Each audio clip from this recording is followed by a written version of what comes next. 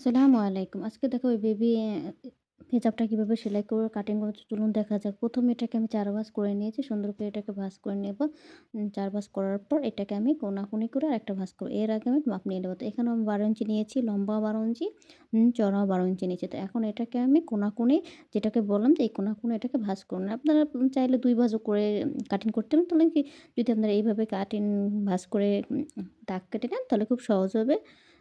তো এইজন্য আমি এভাবে কাটিং করে নিয়েছি। তো আমি ১২ ইঞ্চিতে এরকম করে হাতটা ওই যে দেখুন কোথায় আমি রেখেছি একদম মাথায় রেখে ইঞ্চি টেপটা রেখে এরকম সুন্দর করে আমি দাগ কেটে এটাকে আমি কাটিং করে নেব। তো বড়দের হিসাবে সেমভাবে এরকমভাবেই কাটিং করতে হয়, সেলাই করতে হয়। শুধু মাপটা একটু বেশি আর কাপড়টা একটু বেশি। তো বুঝতেই পারতেছেন এটা সেমভাবে এরকম করে সেলাই করতে হয়। তো এই কাপড়টা আমি চড়া নিয়েছি আমি ৬ ইঞ্চি। আর নিচের একটু বর্ডারটা আমি সেলাই করে নিয়েছি। এখানে যেহেতু আমি কুচি বসাবো সেই কারণে এখানে আমি পুরোটুকু এভাবে কুচি বসিয়ে দেব। ১ম এ এটার উপরে আমি কুচির কাপড়টা রেখে দেব।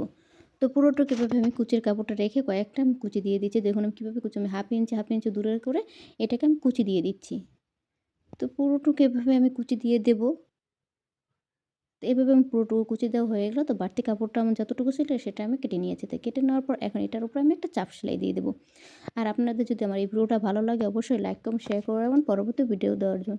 আর যদি এই ভিডিওটা যদি না বুঝেন সেটা কিন্তু অবশ্যই কমেন্টে জানাবেন। তো এভাবে আমি পুরোটুকু একটা চাপ সেলাই দিয়ে দিয়েছি। চাপ সেলাই দেওয়ার পর এখন আমি যে নিচে আমি লেসটা দিয়েছি সেই লেসটা আমি এখানে এটার উপরে রেখে একটা চাপ সেলাই দিয়ে দিয়েছি।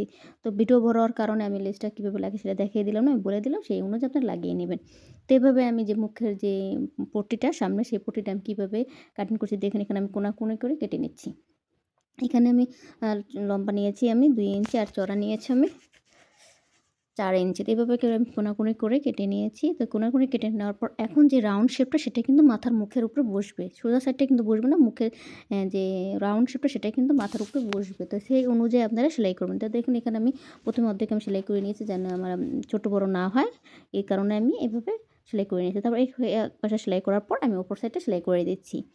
তো দেখুন আমি কীভাবে সেলাই করে নিয়েছি। তো এরকম সেলাই করার পর এর উপরে আমি একটা চাপ সেলাই দেবো। চাপ সেলাই দেওয়ার পর এই জিনিসটা সুন্দর করে বসবে এই কারণে আমি সবসময় চাপ সেলাইটা দিই।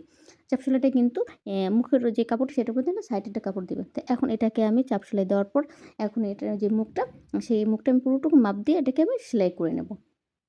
তো দেখুন সোজাসুজি করে এখানে আমি ৪ ইঞ্চি কাপড়টা রেখে দিয়েছি। তো ৪ ইঞ্চি এটাকে রেখে দেওয়ার কারণ মানে এখানে আমি চিহ্ন দেওয়ার কারণ হচ্ছে এখানে আমি অতটুকু সেলাই করে দেবো সেই কারণে এখানে আমি চিহ্ন দিয়ে দিয়েছি।